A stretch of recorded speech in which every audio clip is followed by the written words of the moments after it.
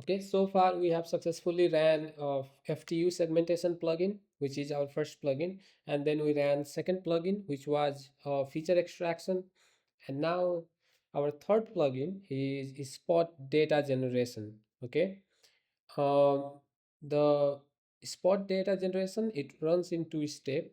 So let's do our first step.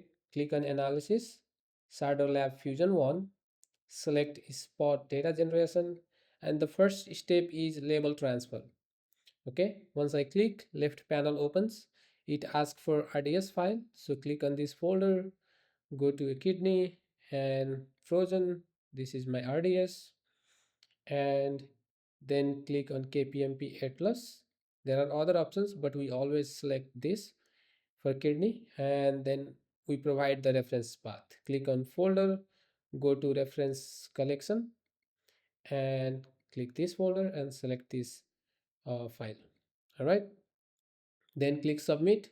The job starts. Now we can see that the job is running, and once the job completes, we see this sales subtype grouped.csv file, and that's when we do our second plugin. So go to folders again, open kidney, frozen, and then this image. All right, so and then open this image. Once the pen is opened, click on this Cider Lab plugin, select spot data generation, and the second step is spot annotation. Okay, click that, and now select that CSV file that got generated. So references, KPMP, and then this CSV file, right? Once those are selected, you have to just, you don't have to change anything else, just submit, and this job will run. Okay, therefore it's successful.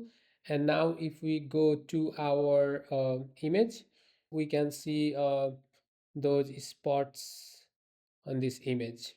Okay, right, so that's how this spot data generation works.